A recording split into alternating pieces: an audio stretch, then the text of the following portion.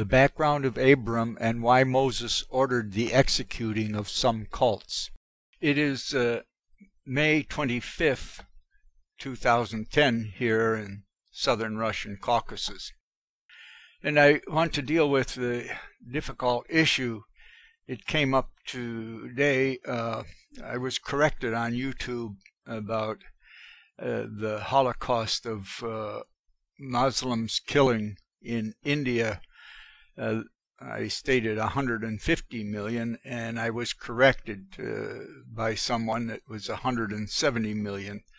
And I understand this figure comes from Dr. Conrad Elst, who has researched the matter and written on it academically and has a book.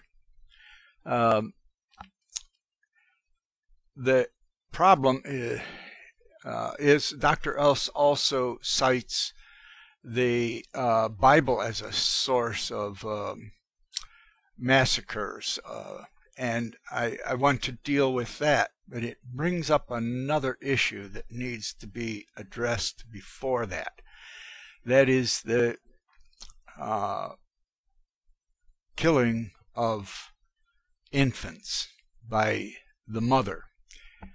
And to go back, this leads to a different story as a background. We need to go back to Abraham and Ur of the Chaldees. There are actually two stories in the background here.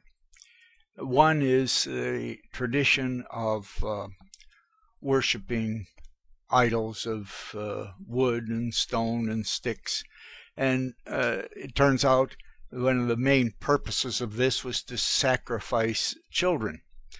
We understand today that that is many women want to get rid of unwanted pregnancies.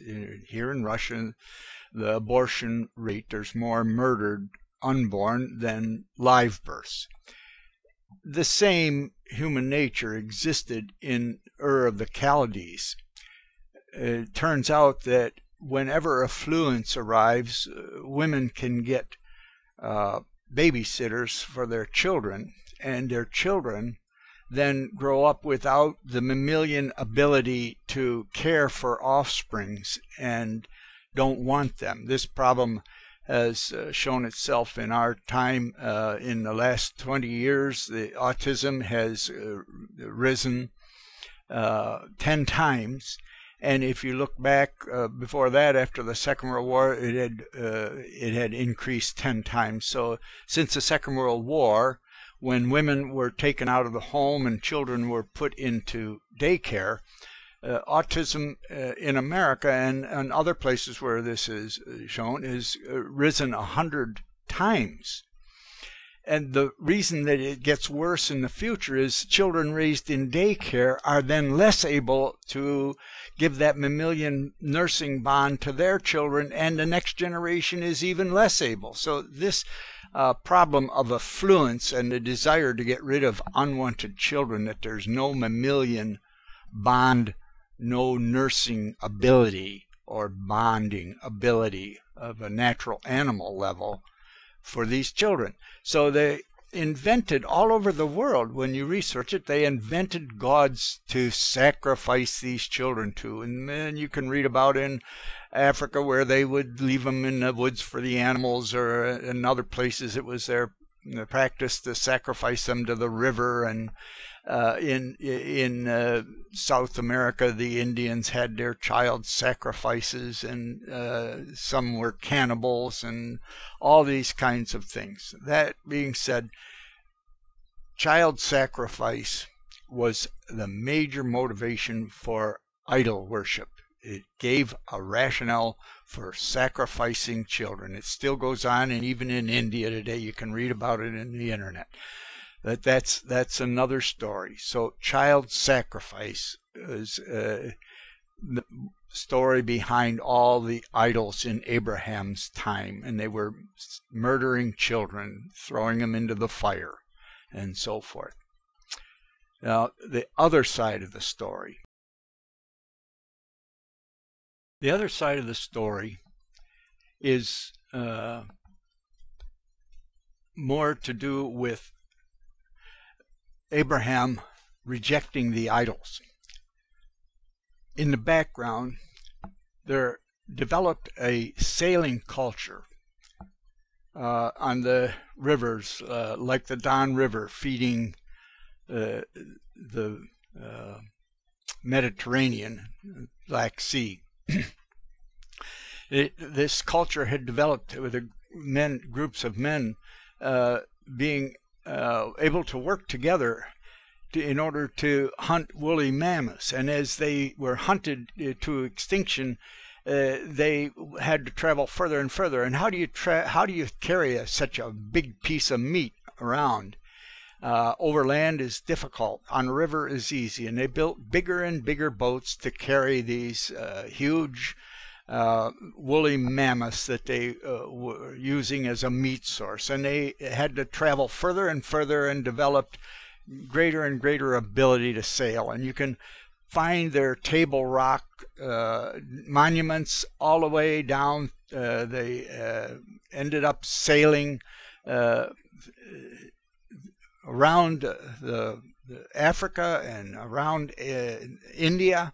You can find their table rock monuments left all over. And they learned, from their time on sea, they learned that the stars could be used for navigating, and they learned about the planets. That was the source of where all the mythology came later on the worship of the planets, because the planets were seen as gods by these people because they could move in the sky. But what they understood was the most important point in the sky, that everything, that the ecliptic moved around, that the planets moved around. The most important thing in the sky, that all the stars moved around, was an empty space. So if here there were these worshippers of the planets because they moved in the background of stars, well, here is a point where nothing moves. Everything moves around it. It's the North Star is near it, but the North Pole is empty, and they knew it. And they used the stars to sail, and they knew that. So this most important point in the sky was empty. This is why they rejected the worship of idols, things that you could see, because the most important point in the sky was empty. The most important God was unseen. And Abraham picked up on the unseen God and rejected the idols and rejected the killing of children. His taking a lamb, the story of him taking a lamb, is making Abraham the archetype of a cultural story that abolished child sacrifice and replaced it with sacrificing a lamb or a goat. And that's the background of that story. Now there's more to go on why the Israelis did some mass murders. They weren't really mass murders, they were mass executions of a culture that was sacrificing their children and corrupting the Israelites to sacrifice their children. There are two major exceptions to this. One is Amalek. This tribe attacked the Israelites as they were coming out of Egypt and were beleaguered. It was retribution for their evil. The other was the Zidonians, which I believe the people that attacked the Zidonians were in fact punished by God. Thank you. The background of the development of these insights is a work in progress on my website, thewaythetruthandthelife.net.